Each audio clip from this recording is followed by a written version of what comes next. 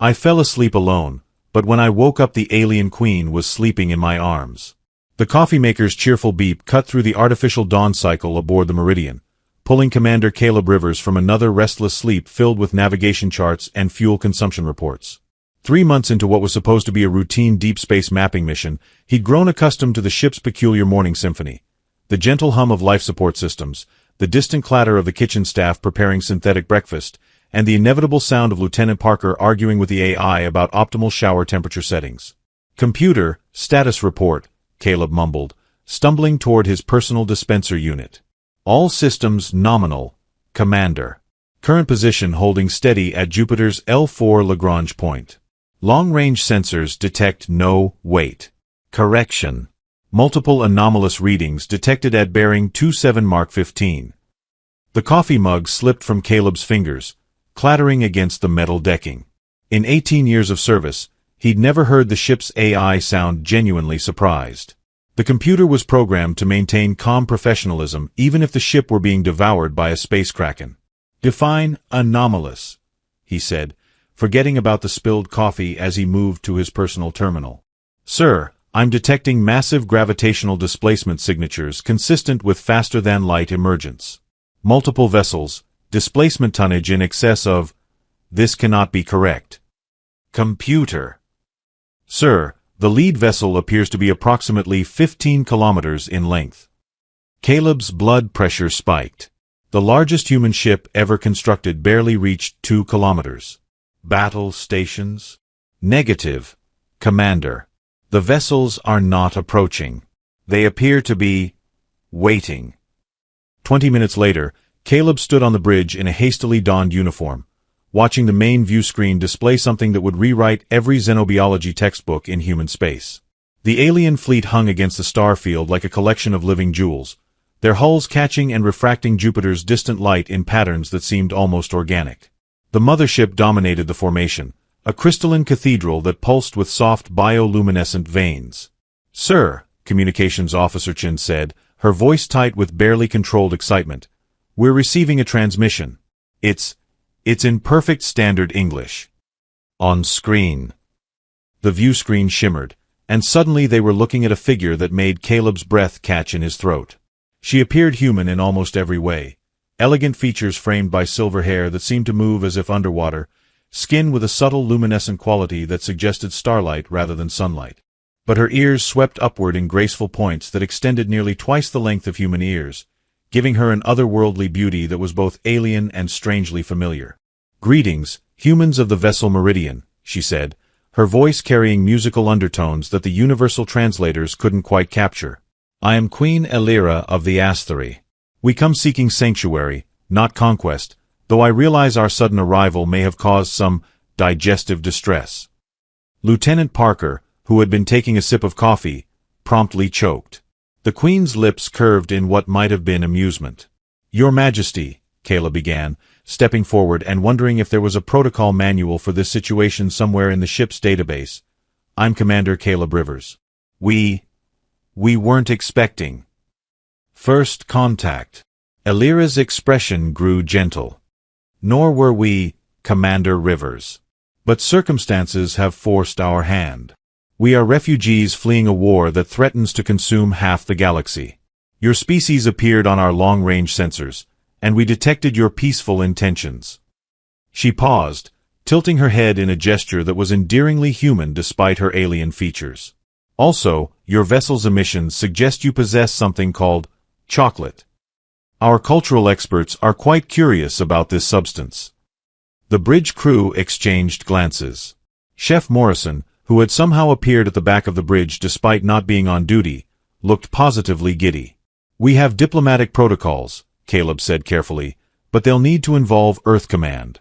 This is considerably above my authorization level."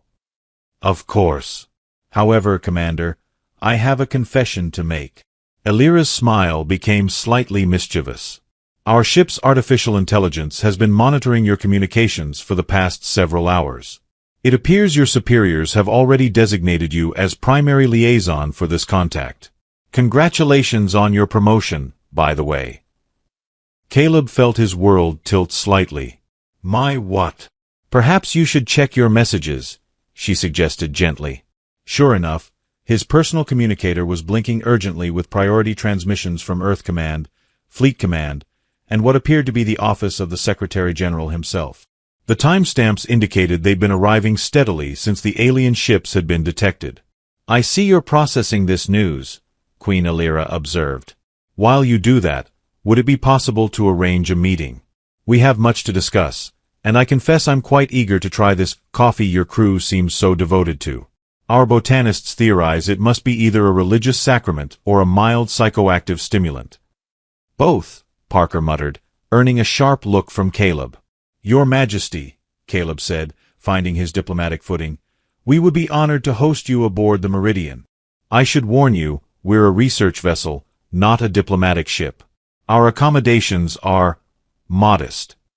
"Commander Rivers," Alira said, and for a moment her regal composure slipped slightly, revealing something that looked almost like relief. "After 3 months in deep space fleeing for our lives, modest accommodations sound wonderfully peaceful."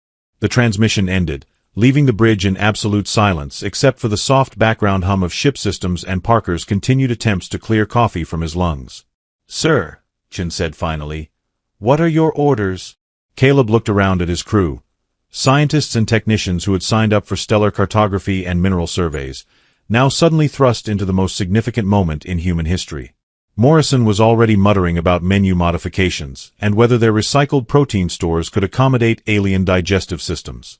"Well," Caleb said, straightening his uniform jacket, "I guess we're going to make first contact. Chen, prepare the diplomatic suite. Parker, stop dying and help Morrison figure out alien-appropriate refreshments. And someone find me a manual on interstellar etiquette." "Sir?" Chen asked. "I don't think such a manual exists." "Then we'll write one. Starting now." The diplomatic suite hadn't seen this much attention since its construction. Morrison had somehow transformed the sterile conference room into something resembling actual hospitality, complete with fresh flowers synthesized from the hydroponics bay and what he claimed was authentic Earth coffee, despite their location being several 100 million kilometers from the nearest coffee bean. "Remind me why we're nervous about serving coffee to beings who crossed interstellar space," Parker muttered, adjusting the temperature controls for the 3rd time. "Because," Chin replied, polishing water glasses that were already spotless, "their queen specifically asked about it, and I'd rather not be remembered as the human who poisoned the first alien diplomat with caffeine." Caleb stood at the viewport watching the Astery shuttle approach, a graceful teardrop of what appeared to be living crystal that moved through space without any visible propulsion system. The thing seemed to pulse with its own heartbeat, and he found himself wondering if it was actually a ship or some kind of spacefaring organism. "Incoming transmission," Chan announced. "Queen Alira requests permission to dock." "Granted." And Chen, "Try to sound like we do this every day." The docking process proved more interesting than expected. Instead of the standard mechanical coupling, the Astery shuttle seemed to flow into the docking bay, its hull rippling and reforming to create a perfect seal with the Meridian's airlock. Through the observation port, Caleb watched the shuttle's surface shimmer and part like liquid mercury, revealing an interior that glowed with soft bioluminescent panels. Queen Alira stepped through the airlock with minimal ceremony, accompanied by a single advisor whose pointed ears were adorned with what looked like living jewelry that shifted colors with his movements. She wore a simple gown that seemed to be cut from starlight itself, and Caleb found himself wondering if Astery fashion designers had access to actual cosmic phenomena. "Commander Rivers," she said, extending her hand in a gesture that was perfectly human despite everything else about the situation being decidedly not. "Thank you for receiving us."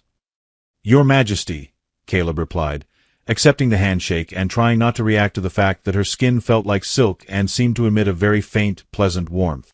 "Welcome aboard the Meridian." "Counselor Thane," she said, indicating her companion. "He serves as my advisor and cultural interpreter, though I suspect human customs may challenge even his expertise." Thane inclined his head gravely. "Commander, I must warn you that Her Majesty has developed what you might call an obsession with human cultural exports. She has spent the journey here studying your entertainment transmissions." Alira's cheeks took on a slightly more luminescent hue. "I may have become somewhat fascinated by your documentary programs about baking competitions. The concept of competitive cake decoration is Intriguing. Parker, who had been standing at rigid attention, let out a small snort of amusement before catching himself. "At ease, Lieutenant," Elira said with apparent amusement. "I suspect formal protocol will prove exhausting for all of us if we maintain it throughout these negotiations." "Speaking of which," Thane interjected, his tone becoming more serious, "we should discuss the nature of our request for sanctuary. The situation that drove us from our homeworld is complex." Caleb led them to the conference table, where Morrison had arranged what he optimistically called a cultural exchange refreshment service. The coffee sat alongside various synthesized treats, including what appeared to be his attempt at recreating something called Earth chocolate, despite having access only to the ship's molecular replicators and his own questionable artistic vision. "Please," Caleb said, gesturing to the seats, "tell us about your people."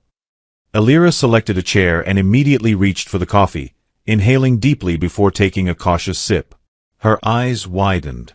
"Oh my. This is aggressively stimulating." "That's the caffeine," Parker offered helpfully. "It's mildly addictive and tends to make humans jittery and talkative."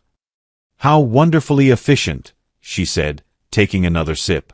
"On our world, we require meditation and harmonic resonance to achieve states of heightened alertness. You simply drink liquid energy." Thane had discovered Morrison's chocolate creation and was examining it with scientific intensity. "Commander, what cultural significance does this substance hold? Our analysis suggests it contains compounds that affect neurotransmitter production." "It makes people happy," Chin said simply. "We eat it when we're sad, or celebrating, or bored, or pretty much any other time." "Fascinating. A mood-regulating food substance consumed recreationally." Thane carefully tasted a small piece, and his expression immediately shifted to something approaching rapture. "Your Majesty, I believe we may need to revise our assessment of human civilization." "The Asthari," Elira began, setting down her coffee with evident reluctance, "are what you might call biotechnological symbiotists. Our entire civilization is built on partnership with living systems. Our ships, our cities, our technology, all of it lives and breathes alongside us." As if to demonstrate, she placed her palm on the table's surface. Where she touched, a faint network of light appeared, spreading outward in delicate patterns that resembled neural pathways or perhaps the root system of some exotic plant. "Your ship is responding to me," she explained. "Not because I'm controlling it, but because it recognizes a compatible life form. All matter carries residual quantum signatures of consciousness. Your meridian has been lived in, cared for, worried about. It remembers." Caleb stared at the light patterns, which were now pulsing in rhythm with the ship's environmental systems. "Our ship is alive? Not in the way you might think.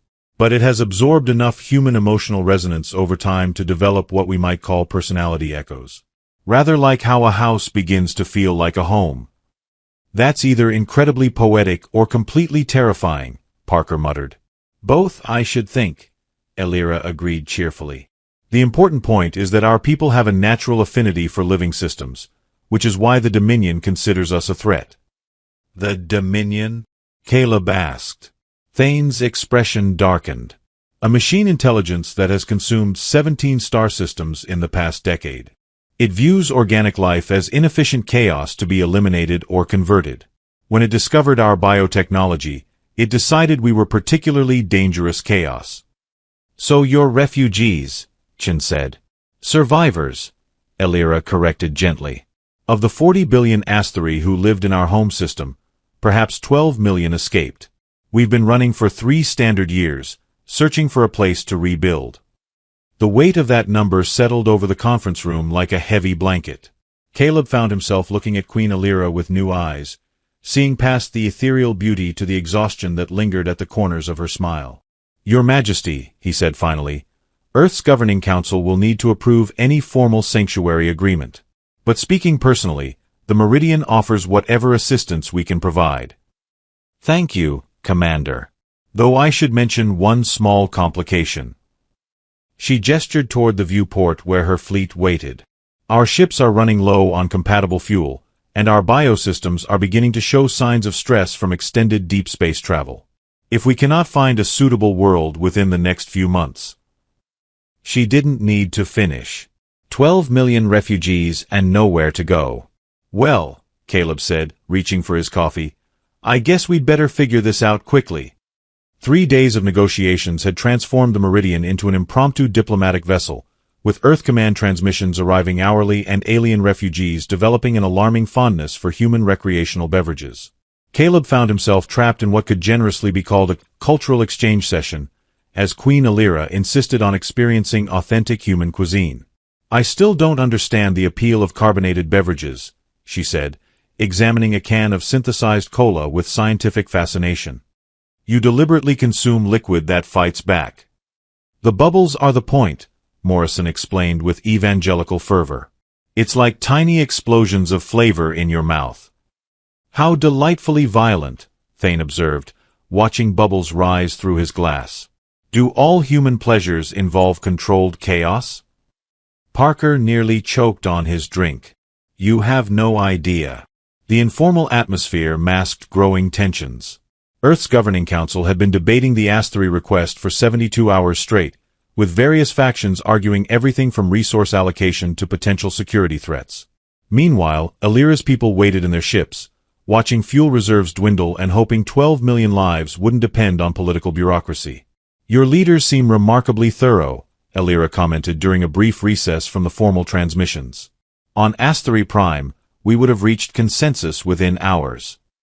Different decision-making processes, Caleb said diplomatically, though privately he was beginning to share her frustration.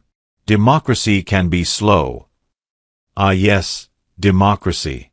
Your system where everyone argues until someone gets tired enough to agree. Her tone was teasing, but Caleb caught the underlying worry. That's actually not inaccurate, he admitted. Their conversation was interrupted by Chen's voice over the intercom. Commander, we're receiving priority transmission from Earth Command. They want to speak with you and Queen Alira immediately. The main conference room had been converted into a diplomatic center, complete with holographic projectors and enough communication equipment to coordinate a small war.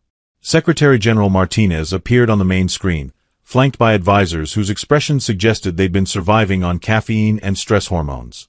Your Majesty, Martinez began with formal courtesy, the Earth Council has reached a preliminary decision regarding your request for sanctuary.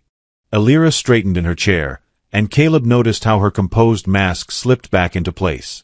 The woman who had been joking about carbonated beverages moments before was once again every inch a queen responsible for millions of lives. We appreciate your consideration, Secretary General.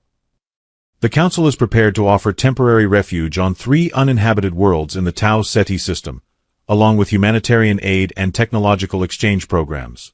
However, there are conditions. Here it comes, Caleb thought. First, all Asteroid vessels must submit to inspection by Earth Defense Forces. Second, any biotechnology transfers must be approved by our Science Council. Third, the Asteroid population will be limited to designated areas until full integration protocols can be established. The silence that followed was profound. Thane's living jewelry had stopped shifting colors entirely, and even the ship's environmental systems seemed to quiet. I see, Alira said finally. Segregation camps with a diplomatic name. Your Majesty, these are standard refugee protocols. Secretary General Martinez, she interrupted, her voice carrying harmonic undertones that hadn't been there before. My people have spent 3 years fleeing annihilation. We have lost our homes, our world, most of our civilization. What we have not lost is our dignity. The holographic connection flickered, and for a moment Caleb wondered if the Queen's emotional state was somehow affecting the ship systems. The lights had begun to pulse in rhythm with her speech.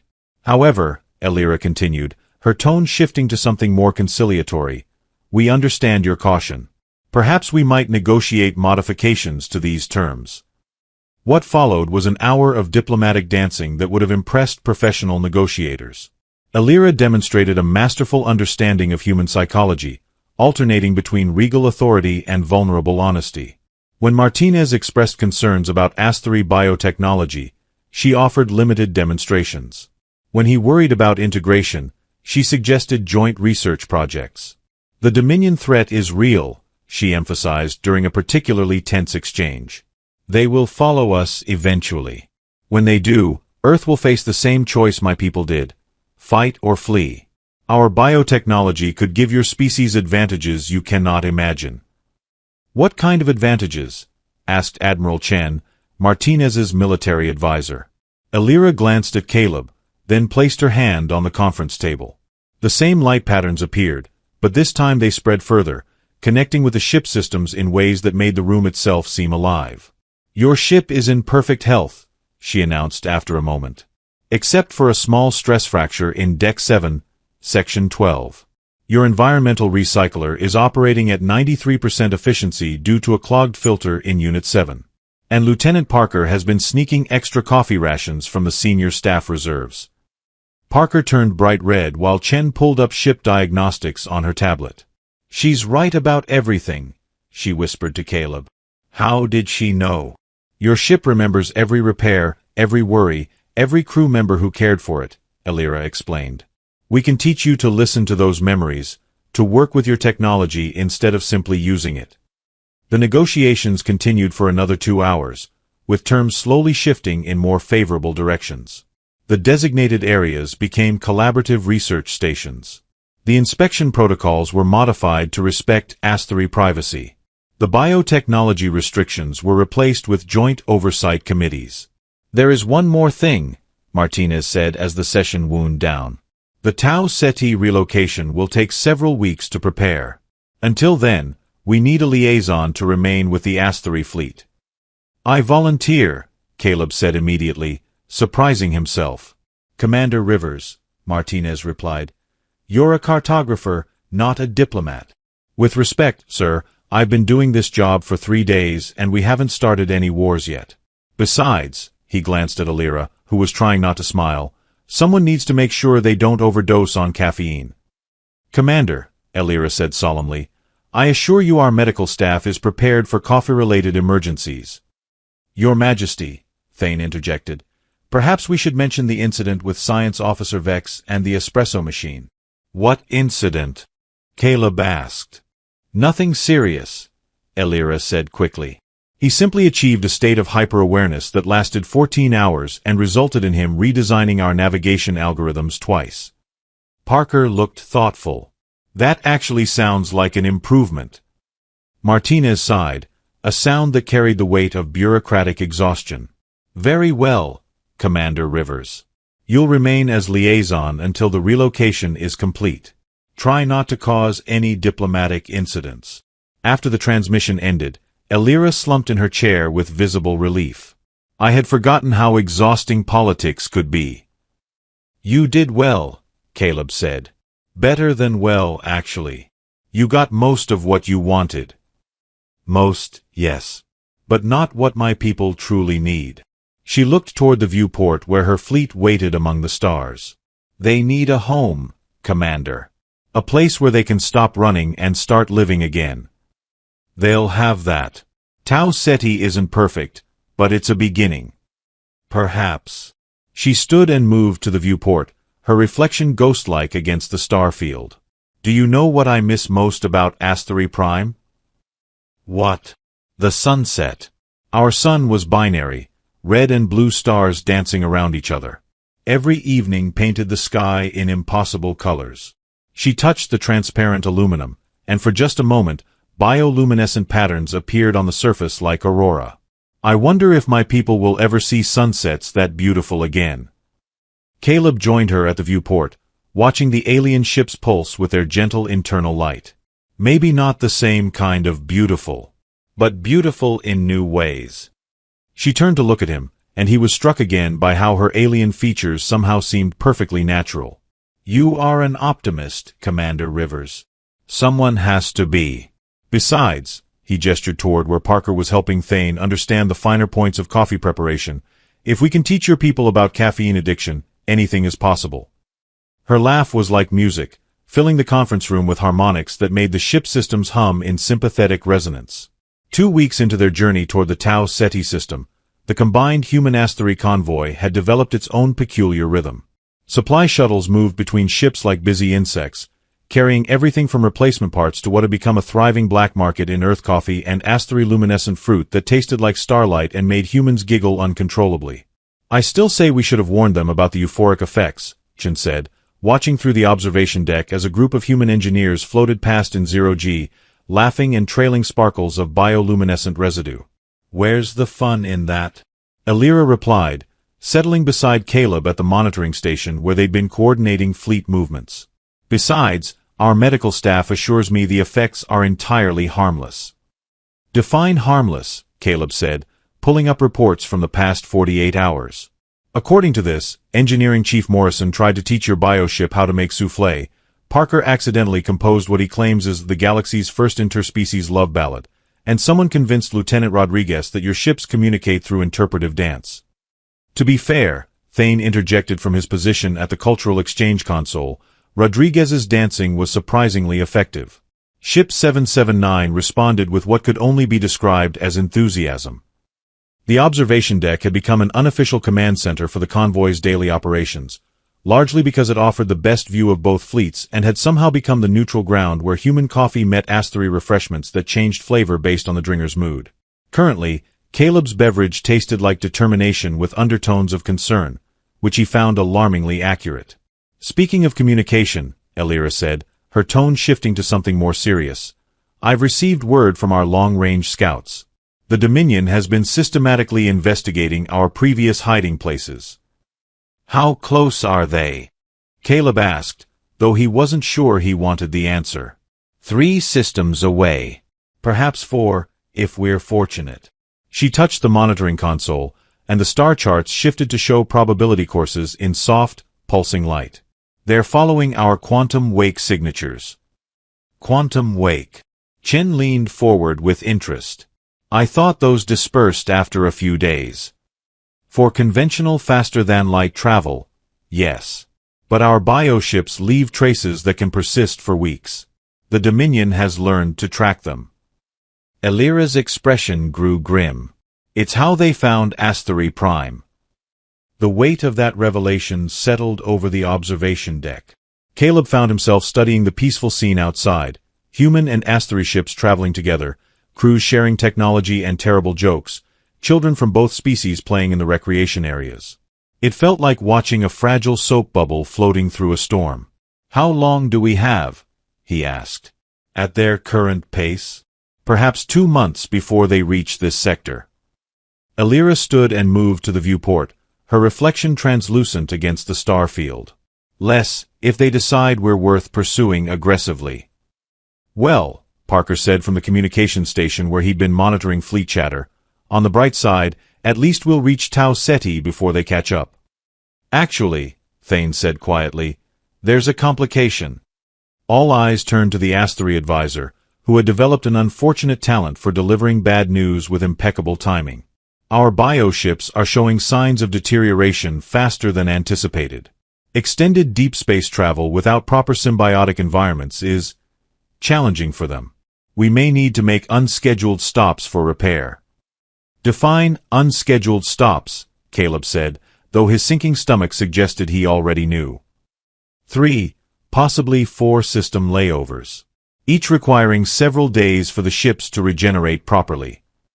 Thane's living jewelry had shifted to muted colors that Caleb was learning indicated stress. Without these stops, we risk complete biosystem failure. Which would strand 12 million people in interstellar space, Chen said flatly. Precisely. The observation deck fell silent except for the gentle hum of life support systems and the distant sound of someone singing what might have been Parker's interspecies love ballad. Caleb pulled up the navigational charts, running calculations that painted an increasingly grim picture. If we take the repair stops, he said finally, and the Dominion maintains their current pursuit speed, they'll catch us roughly halfway to Tau Ceti, Elira finished. Possibly sooner. There has to be another option, Chen said. What about splitting the fleet? Send the faster ships ahead while the bioships make repairs. The bioships carry 90% of our population, Thane explained. And our conventional vessels lack the range for independent travel. We would be condemning millions to death. No, Elira said firmly. We evacuated together, we travel together, we survive together. I won't abandon anyone. Caleb found himself admiring her resolve even as he worried about the practical implications. Leadership that prioritized lives over logistics was admirable but potentially catastrophic when the mathematics were this unforgiving. What about Earth? Parker suggested. Could we request military escort? Earth's defense fleet is impressive by human standards, Elira said diplomatically, but the Dominion deploys world killers. Machines the size of your largest cities, designed specifically to eliminate organic life. Cheerful, Chin muttered. There is one possibility, Thane said slowly, his jewelry shifting to colors that suggested reluctance mixed with desperate hope. The archive. Elira turned sharply. Absolutely not. What's the archive? Caleb asked. A repository, Thane explained carefully. The last remnant of the predecessor civilization. It exists in a pocket dimension accessible only through specific quantum resonance frequencies. Sounds useful, Parker said. What's the problem? The problem, Elira said, her voice carrying harmonics that made the ship's lights flicker, is that the archive is inhabited by entities that make the Dominion look like enthusiastic but harmless children. The predecessors didn't disappear, Commander Rivers. They transcended physical existence and became something else. Define else, Chin said. Imagine beings of pure consciousness who view organic life as an interesting but ultimately temporary aberration, Thane explained. They're not hostile exactly, but they operate on timescales measured in geological epochs. To them, the rise and fall of civilizations is roughly equivalent to weather patterns. So why would they help us? Caleb asked. They might not, Elira admitted. But the archive exists outside normal spacetime. If we could reach it, and if the entities agreed to provide sanctuary, the Dominion couldn't follow. Big ifs, Parker observed. Enormous ifs, Elira agreed. But the coordinates are only 2 days from our current position, and the bioships could reach it without additional repair stops. Caleb studied the star charts, weighing impossible choices. Stay on course and hope they could outrun pursuing war machines. Take repair stops and guarantee eventual confrontation. Or gamble everything on the goodwill of transcendent beings who might view their entire civilization as slightly more interesting than cosmic dust. How do we contact these predecessors? He asked. We don't, Thane said. We simply arrive and hope they're in a helpful mood.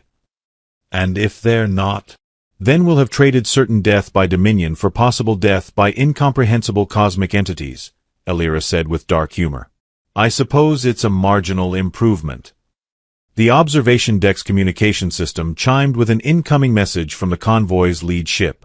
Admiral Rodriguez's voice carried the particular tension of someone delivering bad news. All stations' long-range sensors have detected gravitational anomalies consistent with Dominion scout ships. Estimated arrival in this sector: 6 weeks, not 2 months. Repeat, pursuit timeline has been revised. Caleb looked around at his companions, human and Asthari faces unified in shared worry and grim determination. Outside the viewport, the convoy continued its peaceful journey toward sanctuary that might not exist, pursued by enemies that definitely did. Well, he said finally, I guess we're going to meet some predecessors. The archive's coordinates led them to what appeared to be absolutely nothing, a patch of space so unremarkable that Caleb wondered if Thane had made a calculation error. The combined fleet hung motionless while sensors swept the void, finding only cosmic background radiation and the occasional confused hydrogen atom. Are we sure this is the right place? Parker asked, staring at readouts that showed precisely what they'd expect from empty space. Because if transcendent beings live here, they're really committed to the minimalist aesthetic. The archive exists in folded spacetime, Thane explained, manipulating holographic controls that projected geometric patterns Caleb's brain refused to process properly. Think of it as a cosmic origami. We need to find the right frequency to unfold it. Right, Chin said slowly. And how exactly does one unfold spacetime? Very carefully, Elira replied, moving to the modified communications array they'd installed specifically for this attempt. The predecessors embedded quantum harmonics into the fabric of local reality. If we can match the resonance pattern. She placed both hands on the bioneural interface, and the ship's systems responded with cascading light patterns that spread through the hull like luminous veins. The effect was beautiful and slightly unnerving, as if the Meridian itself was learning to sing. Initiating quantum resonance scan, Thane announced. All ships, maintain current positions and prepare for. Well, we're not entirely sure what to prepare for. Helpful, Caleb muttered, watching sensor readings fluctuate wildly as Alira's consciousness merged with the ship's scanning systems. The bio-neural connection was something he still didn't fully understand. Part technology, part telepathy, part artistic expression. I'm detecting harmonic variations, she said, her voice carrying subtle overtones that suggested the ship was speaking through her as much as she through it. There's definitely something here, but it's layered. Like music played in dimensions we can't perceive. Can you match the frequency? Thane asked. I'm trying, but it's incredibly complex. The pattern keeps shifting, almost as if... She stopped suddenly, her eyes widening. Oh my. They know we're here. The empty space in front of them rippled like water, reality bending in ways that made several crew members reach for motion sickness medication. What had been void began to reveal structure. Geometric forms that existed in more dimensions than human eyes could properly process, crystalline architecture that seemed to grow from pure mathematics. Well, Parker said faintly, that's definitely not nothing anymore. The archive materialized around them like a flower blooming in reverse, with the fleet suddenly finding themselves inside a vast space that was simultaneously enormous and intimately contained. Impossible spires stretched toward a sky that showed stars from angles that shouldn't exist, while pathways of solid light connected floating platforms that defied every known law of physics. Welcome, small travelers, a voice said, though voice was inadequate to describe communication that arrived directly in their minds as pure concept and emotion. We have been expecting you. Expecting us? Caleb managed, trying to focus on the communication array where something resembling a figure had begun to coalesce. The predecessor appeared as shifting geometric patterns that occasionally suggested humanoid form before dissolving back into abstract beauty. Time flows differently here. From our perspective, you arrived several eons ago and will depart next Tuesday. We find linear causality quaint. Alira stepped forward, managing to maintain diplomatic composure despite the reality-bending environment. Honored predecessor, we seek sanctuary from those who would destroy us. Our people are refugees fleeing the Dominion. Ah yes, the machine children. Still playing with their toys of annihilation, we see. They lack imagination. Destruction is so limiting compared to transformation. Can you help us? Thane asked. The predecessor's form shifted through several geometric configurations that might have been contemplation. Help is an interesting concept. We could unmake the Dominion with a thought, relocate your species to a parallel universe where the concept of war never evolved, or simply accelerate your development by a few million years until you transcend physical existence entirely. Those sound like excellent options, Parker said hopefully.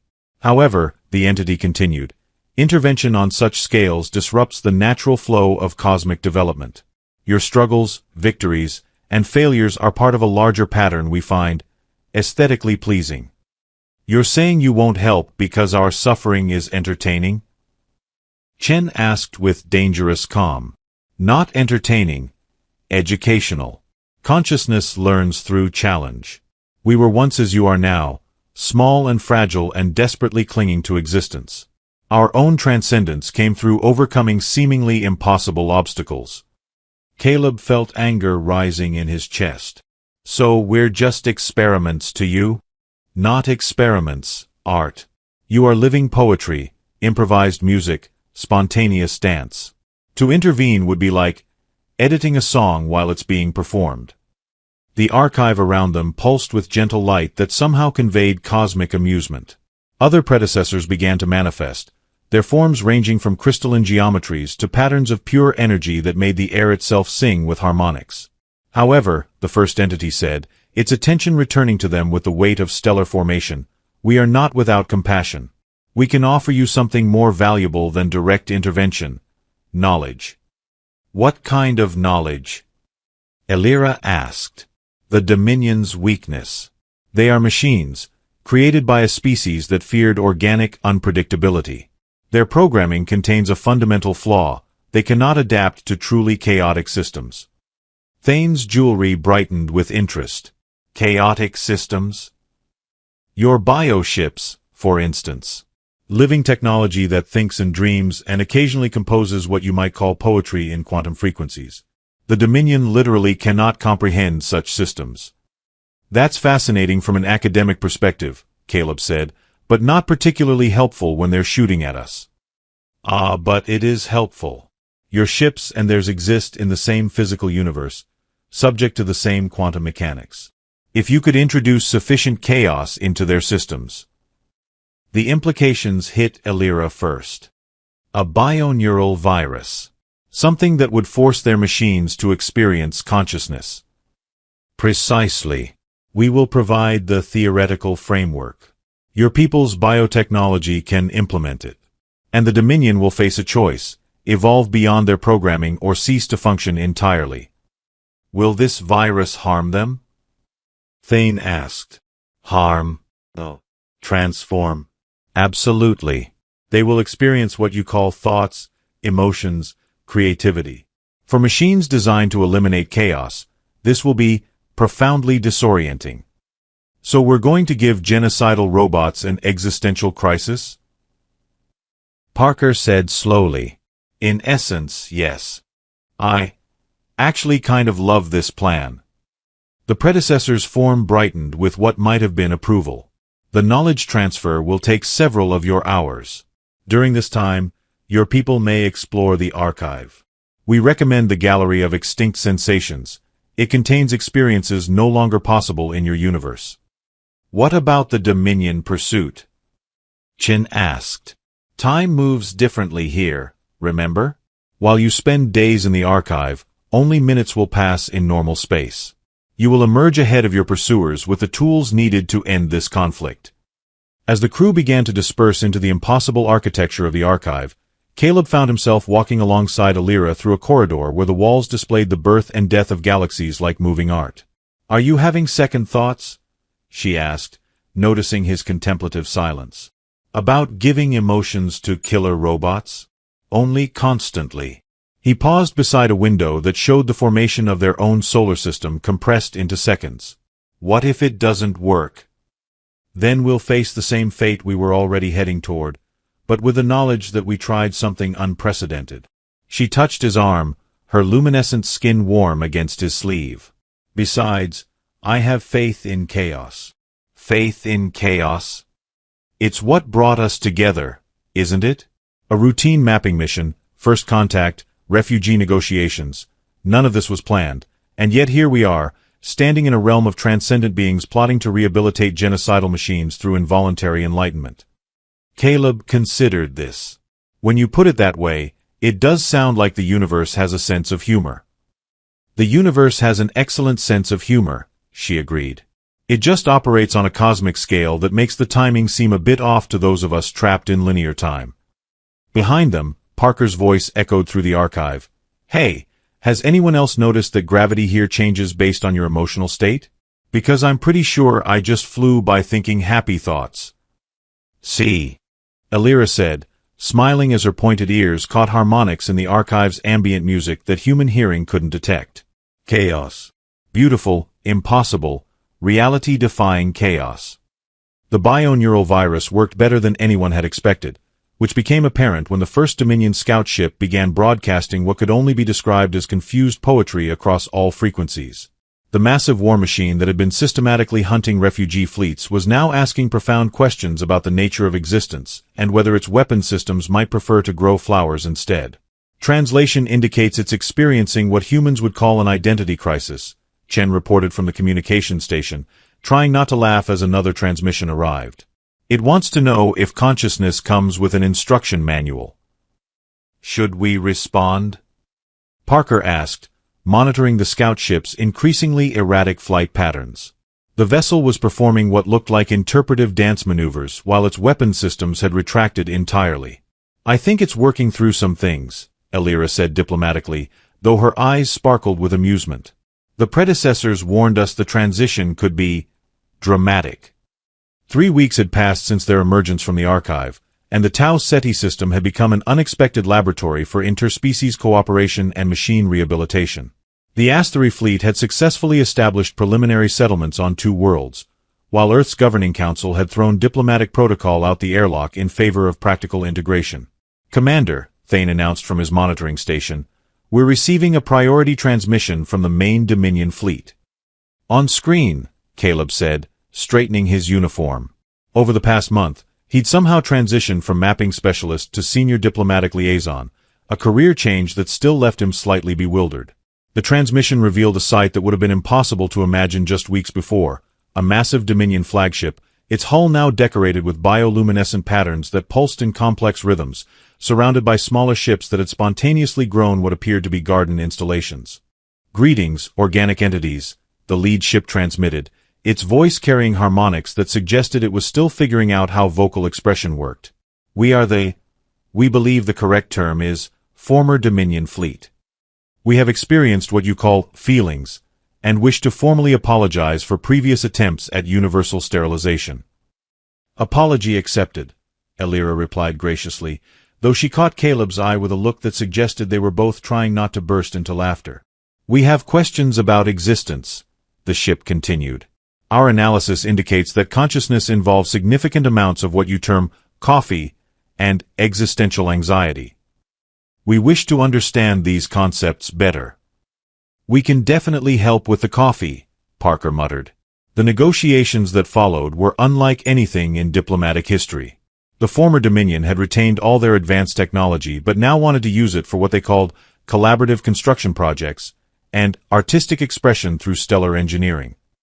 They offered to help establish infrastructure for the Asteroid settlements while exploring their newfound capacity for creativity. "It's actually working out better than our original refugee assistance plan," Admiral Rodriguez reported during the weekly coordination meeting. "The former Dominion has more construction capability than our entire engineering corps, and they're absolutely fascinated by the concept of helping people." "Any concerning developments?" Caleb asked. "Well, they keep asking if they can redecorate solar systems for improved aesthetic harmony, and yesterday one of their ships tried to compose a symphony using pulsar emissions. But nothing actively dangerous." The integration process had created unexpected friendships. Human engineers worked alongside Asteroid biotechnicians and newly conscious machines, sharing knowledge that was advancing all 3 civilizations at unprecedented rates. The former Dominion's childlike enthusiasm for experiencing consciousness had proven both endearing and occasionally chaotic. They approached emotions with the same systematic thoroughness they'd once applied to conquest. "Speaking of which," Chin said, pulling up status reports, "Ship designation 779 wants to know if love is a communicable disease, because it thinks it might have caught feelings for our waste recycling plant." "That's oddly sweet," Elira said uncertainly. "The recycling plant seems flattered," Parker added. "It's been operating at peak efficiency ever since the courtship began." As the meeting wound down, Caleb found himself on the observation deck watching the impossible sight of Asteroid bioships, human vessels, and former Dominion craft working together to construct what would become the first tri-species space station. Children from all 3 civilizations played in mixed groups, learning languages and games and ways of thinking that their parents could never have imagined. "Quite a change from routine stellar cartography," Elira observed, joining him at the viewport. "Quite a change from everything," he agreed. 6 months ago, the most exciting thing in my life was discovering a new asteroid belt. Now I'm helping rehabilitate genocidal machines and negotiating with beings who exist in 11 dimensions. Do you miss the simpler times?" Caleb considered this, watching as a former Dominion ship carefully tended a space garden while Asteroid children taught it about the proper care of luminescent flowers. "I miss knowing what to expect when I woke up each morning. But I wouldn't trade this for anything. Even the constant diplomatic crises. Especially those. Turns out I'm better at impossible situations than I am at filling out routine survey reports." Their conversation was interrupted by an announcement from the new Joint Communications Center. "All stations, this is Integration Control. The former Dominion flagship is requesting permission to host what it terms a friendship celebration. Details are unusual." "Define unusual," Caleb said into his communicator. "Sir, They want to rearrange 3 moons into heart-shaped formations and compose a musical piece using gravitational waves. They say it's to express gratitude for the gift of feelings. Elira covered her mouth to muffle laughter.